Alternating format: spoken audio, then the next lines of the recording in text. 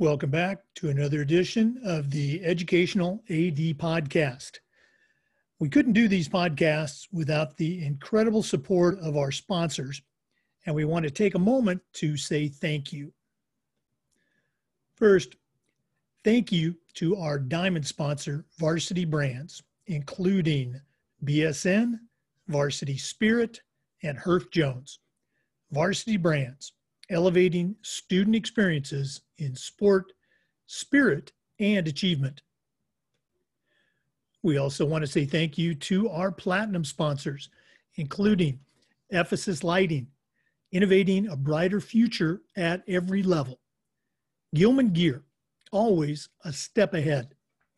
Camp Mobile, where teams communicate better. Hometown Ticketing, simple and easy online ticketing. And Vital Signs, bring student achievements to life. Thanks to all of our great sponsors. Welcome back, everyone, to another episode of the Educational AD Podcast. Today, we have a very special guest. Misty Buck is a successful author. She's a coach and does a lot of other things, and she's out of Miami, Florida. Misty, welcome to the program. Thank you. Thank you so much for having me, Jake. I'm really excited to be here today, and I want to thank you for your time and for inviting me to spend some time with you guys. Oh, absolutely. When I first, saw you speaking, on another podcast, I just said, we have got to get her on our program. She's got a lot to share with our athletic directors and coaches. So we're going to jump right into it. We always like to let our listeners have a chance to get to know our guests.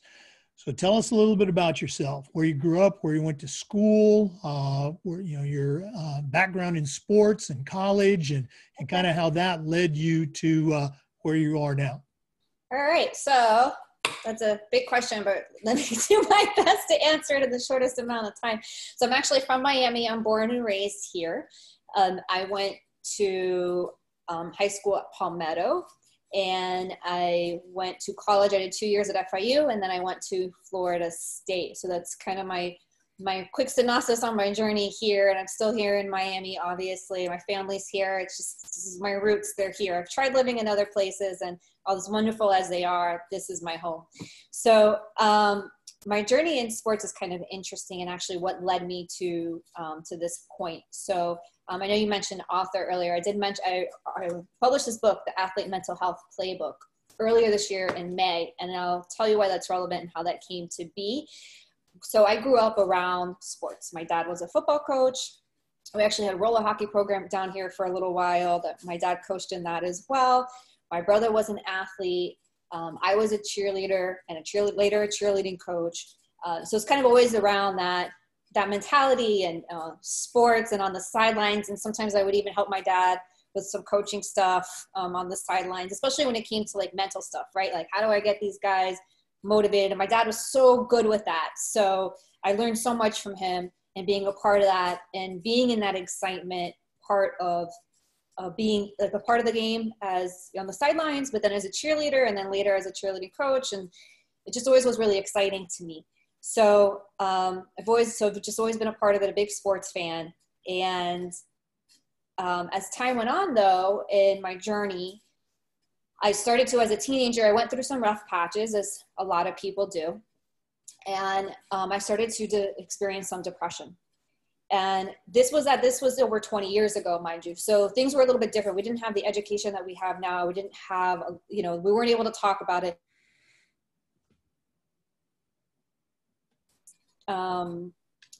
Don't be weak. Don't be, all these things that people say that I won't say here, but like, don't cry, don't show your emotions, don't be soft, this or that. So those are the sort of the values that I learned, but that was really hard for me because I was super sensitive. And then I went through this really tough period. And I don't think that many people really recognized what was going on until we got to a point where it was like, okay, I need a little more support. And so that started me on this journey. As an adult, starting in college, I started to experience anxiety, and that's something that I've had to learn how to work around. Even now, I'm in my late 30s, and I still have to figure out ways around that. And so at one point I also, I'm a business owner, I'm an entrepreneur, and I've always sort of missed though that connection of being in sports and being a coach and working with people. And so in 2015, I got certified as a life coach, and it started to lead me on this journey. And they talk and coach, what in your business, what's your niche? What do you want to do? And it sort of dawned on me during conversations with people, wow, why don't I take my experiences and my journey through mental health and help athletes specifically with that, because that's the environment I grew up in. And I didn't have these resources. Otherwise things might have been a little different for me, right? I might've had a little bit of a different. I started coaching specifically athlete mental health. The blog turned into a book, and here I am. Well, again, I've had a chance to, I have not read your book, but I want to send you a copy, by the way. But I do understand, what you were going for in it. So since we can't go through the entire book right now, kind of give our listeners, that, Amazon thumbnail sketch, why should an athletic director, why should a coach today, have this on their desk as a resource? So we have, it's a very brief, this is the book. It's not very thick, as you can see. It's written in a way that's not, and mind you, I am not a licensed mental health professional. So everything I talk about comes from experience, which is an advantage because it's something that I've lived. So I think I've written, and I've heard feedback that it's written in a very relatable, easy to understand way. It's not a lot of jargon and all kinds of stuff in there. So, but with coaches and athletic directors, I'll just kind of go through some of the chapters here, but there's chapters on addressing what is mental health. Do only weak athletes have mental health issues? I still think that is a stigma that people carry. Bridging the gap between mental toughness and mental health. So I think there is a little bit of a gap there between, being tough and at all odds and, the stuff that we do as athletes, and then also the real life, right, of managing your emotions. So there's stuff in there about all of that. There's all kinds of worksheets. Stuff in here about social media. That's a really big hot topic for a lot of people these days. So how do you manage social media when it comes to those things and not let it affect you? And then I even have, at the end, there's a couple chapters about supporting people through mental health issues and also team mental wellness evaluation. So it's really brief synopsis, but I think that's the beautiful part about it. Oh, well, no. And again, it sounds like just one more resource that an athletic director or a coach can use. And you're absolutely right. These days, it is certainly a hot topic. Our national organization is just developing an entire course in our certification program on athlete mental health. So very timely stuff. Misty, you mentioned your dad as being a tremendous influence, and I don't think we can ever discount the impact our parents have as mentors. Who have been some of your other mentors, either coaches that you had or people that you've worked with? Whose voice can you still hear in your head when you're talking to an audience? Oh man, that's a really great question. So of course, obviously inspired, like you said, by my parents and my mom and my dad. My dad was a coach. My mom's also an entrepreneur. So there's so many things there that I hear from them to this day. My brother's always been a really big cheerleader for me. So I will give him credit for that. I hear his voice a lot.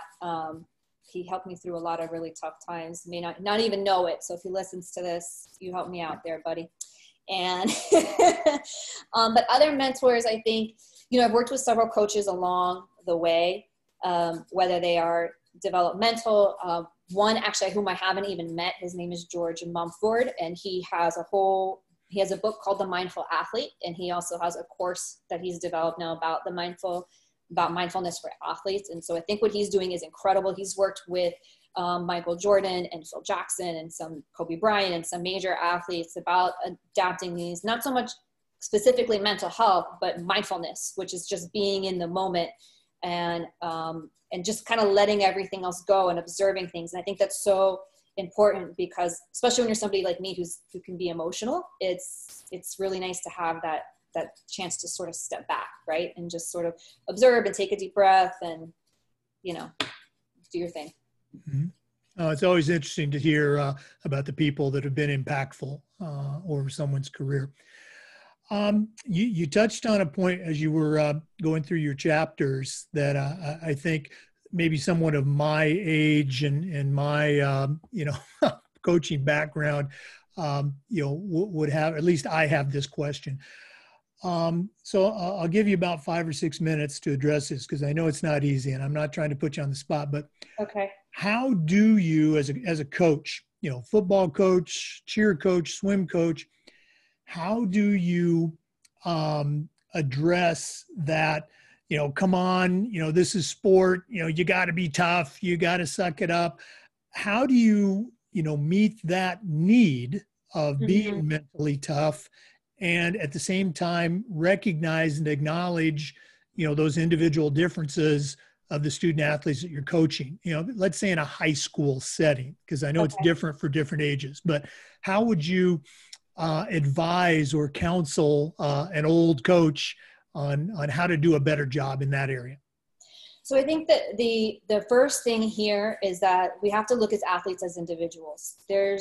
And when it comes to individuals and stuff that goes on, in your brain and in your thoughts, we all develop things as individuals throughout our lives, and negative thought habits or blocks, things that happen mentally, right? And I think we can all agree that the game is 90% mental, no matter what you're doing.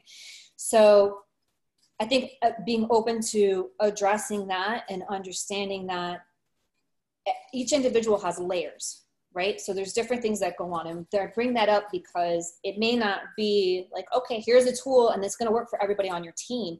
It's probably not going to work that way because people have different things that motivate them, and they have different things that they are afraid of, right? Or different parts of themselves that you need to bring out. So I think when you're trying to bridge that gap between mental toughness and mental wellness, it's about, even if it's defining personalities and types within, and you don't, not necessarily to typecast any individual, but even if you just need to start there.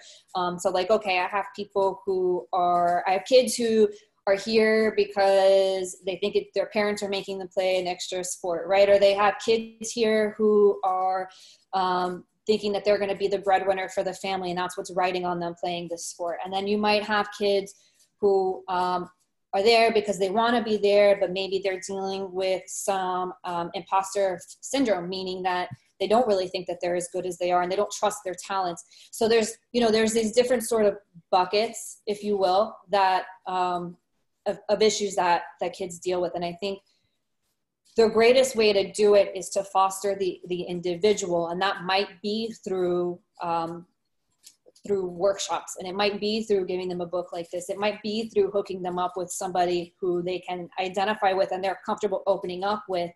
And in doing those things, you'll identify, okay, how do I help them take and develop them as an individual, and then separate sort of what's going on with them in their personal life, and then how to help them be laser focused when it's time to play the game and be motivated, and what are those things that are going to motivate them. Okay. I appreciate you sharing that. I think just being aware that it's something, if you address this as a coach, it's going to make your athletes better. It's going to make your team better. I think that's probably the first step. Yeah. Yes. Oh, I'm sorry. I didn't mean to cut you off. No. I'm just saying, like, I agree. I think it's, and there's a lot of programs that are out there that are doing it. I think it's awesome. They're starting to develop these issues with, just looking at more than just the physical side of sports, in other words. And I think that that's going to be huge for figuring out how to solve these things. Okay. This next question is something we've been asking our ADs on the podcast, and it might be a trickier one for you, but you're down in Miami. And with regard to COVID, it certainly had an impact on our schools and athletic programs. We've seen some states that have just gone ahead with their sports business as usual. We've seen other states that have moved football to the spring and baseball to the fall. Florida delayed the start of sports for a month, but now some areas are picking things up. And I know down in your area, Miami-Dade, they're still waiting for, that official, back to school. What can you share with us about, what's happening right now in the Miami-Dade area? Right. So I can tell you, actually, just last week, I had a conversation with an assistant AD. I forgot to ask for his permission to give his name, so I won't do that. But he's actually at a private school, which is, I understand, might be different than, I don't recall if they're following the same standards as public schools or not. But what I can tell you, that one of the things that they are doing that is a challenge for them right now is, as they're trying to get their fall sports up and running, they're seeing several issues with their athletes. And one of those being team building. So how do you get your team to bond and build when you've had this distance, and when maybe we can have a practice, but it has to be socially distanced, and we can't high five, and we can't do this, and we can't do that. And what do you do for the kids that, I think this is a hybrid program, meaning that they do some can do online and some can be in the school. So for the ones that are doing their work online and then coming to practice in person, how do you get them to shift their focus from virtual and whatever was going on in their virtual day to now being again in person and with all these different protocols, right? So I think those are some of the issues that are being presented and some of the challenges for the athletes, but also the coaches. So how do you get them to bond, and how do you get them to focus when there's so many other things going on? And how do you get them to remember that they are a team? So those types of things are a challenge. I don't know if that answers your question. Well, no, it's a great lead into my next question. As someone in your role, what advice would you give to a coach that is trying to maintain that sense of team in this, hybrid world that we're living in right now? Yeah. So, it's, I think even as adults, right, it's hard for us to, oh my God, another Zoom meeting, right? Like we might think, okay, like we know it's not the same, but yeah, then we have to motivate these young athletes to somehow come together. So I think that there's ways maybe to speak their language. So, I don't know like specifics off the top of my head, but let's just say that, you talk to your athletes and you say like, okay, maybe we want to create, I have an idea. So maybe you want to use like TikTok, right? So most of them are on TikTok these days. So let's say, okay, we're going to use TikTok to create a team building exercise. Well, you might say, okay, how the heck do I do that? Well, maybe what we're doing is we're asking the athletes, the players, to do like a video of them doing something. And then what you would do is you can stitch. They have a thing called, I think it's called Stitch on TikTok now, where you can take somebody's video and then add your video to it and post that. And it can kind of keep going and sort of like this waterfall, people keep adding to it. So that might be something kind of cool to use, a digital thing or digital tool that the kids are using to work together as a team to create something where you don't necessarily have to have that person-to-person contact if you can't. So really just, I think, diving into their world and thinking of ways to help them come together, and then having an honest conversation with them, because we know that they have so much to say. So giving them a space to speak that, I think will build that trust. So even if you're having a meeting and you're asking your athletes, okay, like, what are you really thinking about that? And you give them a chance to speak as a group, even if they're separate, what's going on. One of the other players might say, hey, I feel that way too. So I think those are things that we can continue to do still. Oh, very, very cool. I know some coaches that use TikTok. That's personally not in my toolbox yet, but I guess I need to get going on that. What are some of your favorite parts of your job? And I know you wear a lot of hats, you have a lot of different things going, but what are some of the things that really get you excited about getting up each day? I can say this in all honesty. So my first love is writing. That's how the book and the blog came to be. Like, that's what I do. So even in school, I knew that's what I wanted to do, was to write.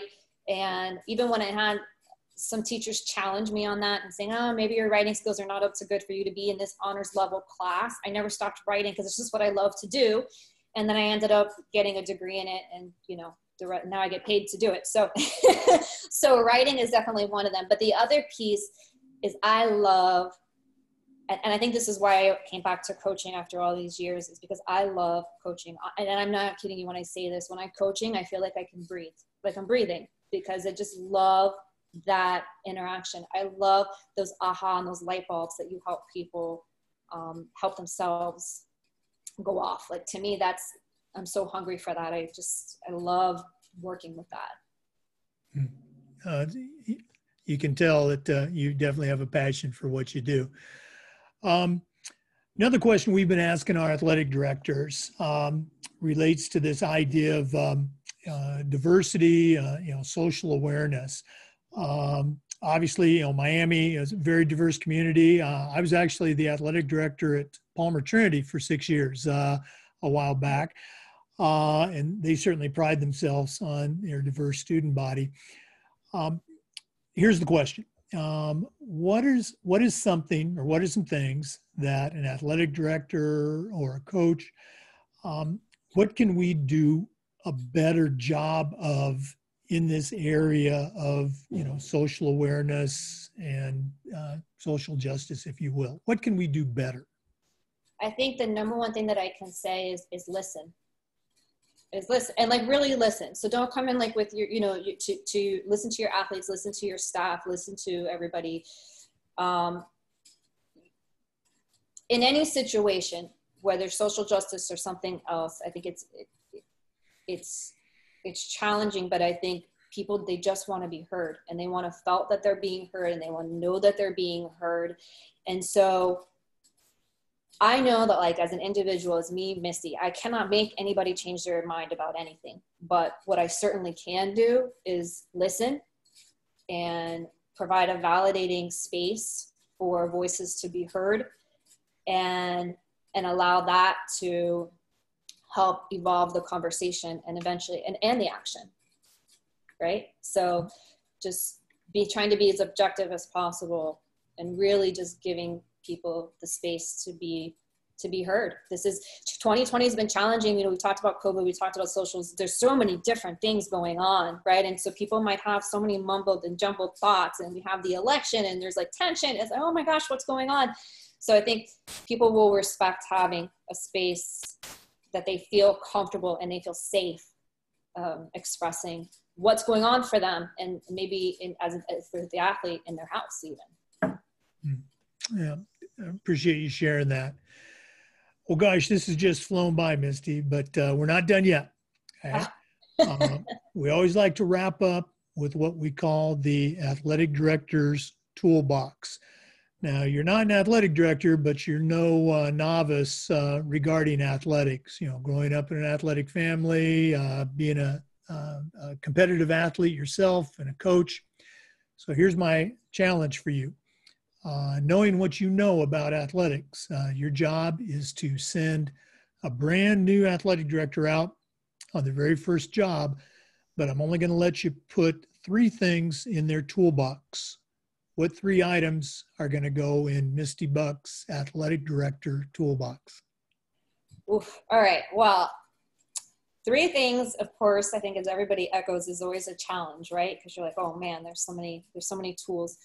But of course, mine are all going to be around mental and personal development. So no surprise there, guys. But I would say, number 1, I do think that my book is a good place to start. I would give everybody that. I think there's stuff in there that at least will give you, whatever you decide to use it or not use it, maybe some context around this idea of bringing the mental wellness into athletics, which is, it's not going away, and it's something that is just going to continue to be part of the narrative more and more and more, and it really should be, because they're humans, and really you can only help a person develop when you look at them holistic. So that's sort of my theory anyway. Number 2, I would say hold workshops specifically around these types of issues, and not just for your athletes, but also for your staff.